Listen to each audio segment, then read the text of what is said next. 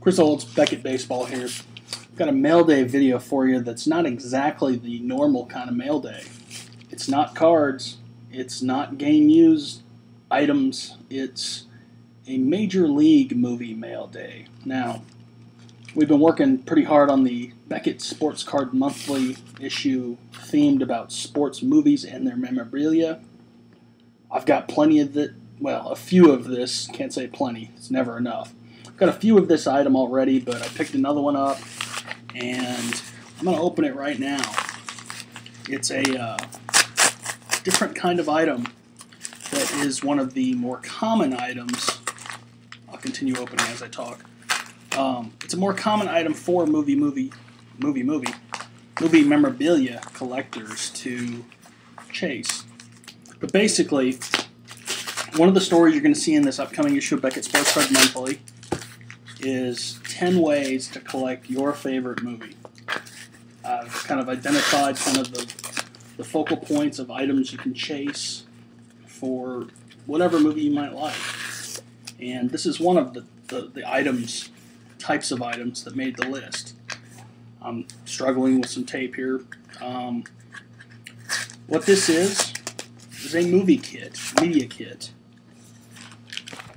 Back in the day, before websites and FTPs were commonly used and CD-ROMs and such, the best way for you to get your movie promoted, just notice I have a little Superman goofy Clark Kent hair going there, was the media kit.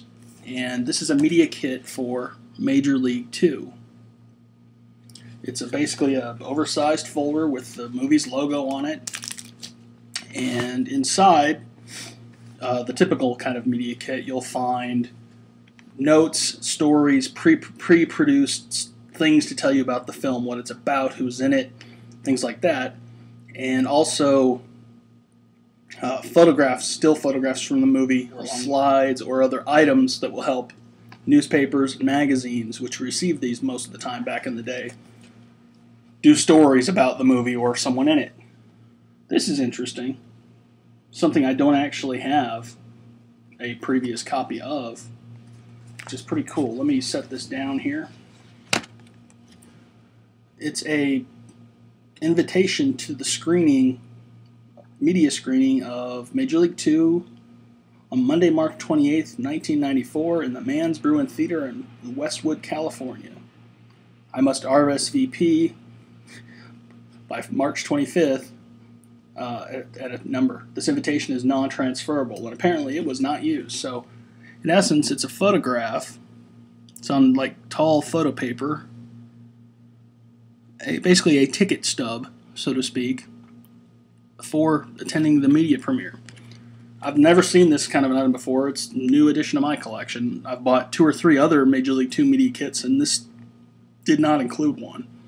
On the back, the basic movie info, further kind of showing that it's not just some random photocopied item or printed off of a computer, you know, these days kind of an item. So, cool item number 1 in this press kit. Typically, when you find press kits, you will find printed out movie notes for, you know, a printed press release for plugging in the basic info. It's a lot of names, a lot of credits. Not a lot of good reading material there, but for public relations, in terms of the facts, getting it out there, things like this were quite valuable for writing a story. Next page, a credits page, Warner Brothers Presents, yada yada yada. Not a whole lot of value intrinsically in items like these sheets. But if you're a trivia buff about the movie, it's pretty crazy sometimes the stuff they will tell you. Tell you where stuff was filmed, when it was filmed, the exact dates, etc. The final insert here, bunch of paper, printed out, computer paper stuff. It's a 15-page item. The production information for Major League 2. This will be the item that tells you where it was filmed and who wrote it and what it's about and who the characters are, which you wouldn't think would be all that important considering this is a sequel. But they're out there. This looks like it has a good summary. Filmed in Baltimore, which most people may not know. I've been well aware of that for some time. So basically, that's what you'll find in the kits a lot of the time. Sometimes it's branded with movie logos, looks real good. Sometimes it's not. The final items in Major League movie kits are most commonly stripped out of the kits and sold separately in online auctions. They're the still photographs of the stars in the movie to be used for publicity. So I'll run through these and talk about a little bit about them. The first still is obviously Major League 2 still of Charlie Sheen and Tom Berenger. Note that there's credit lines for the photo departments, the Morgan Creek production company, Warner Brothers. These are sort of overgrown baseball cards. This photo itself is marked ML64. What that means, there aren't 64 different ones. It just happens to be the code number used for this film's particular photograph in terms of publicity. So that's the first photo. And again, there's no site out there or checklist, so to speak, to know how many photographs came with the press kit. So basically, that's one of the reasons. Got something on this one. That's one of the reasons I pick up more than just one copy of a press kit, because there will be stuff in there that you just haven't gotten before. Either the photographs got taken out a long time ago and never returned, or variation kits. There are different sets of photos that come with different kinds of kits. Another photo from Major League 2, obviously, is of Charlie Sheen, 2 photos in one. Ricky Vaughn, ML638. One portrait, one action shot there, with and without glasses. Photograph is a group shot of Tom Berenger, Charlie Sheen, and Corbin Burton. This is photo number ML637. And the first Major League movie had a couple of different kits made, and there's several images. Literally, I think 15 different ones I've found so far when buying various kits. This movie does have several images, and there are other ones I have seen out there that I don't own that aren't actually in this kit. So, the challenge continues to find them all. This is a photo I have not seen before at all. ML4 is its code number. A scene between Jake Taylor, Ricky Vaughn, and Rube Baker. Oddly, his name is misspelled Rude on the card. If you look at that real closely, I don't know if it's going to hold steady enough. Rude.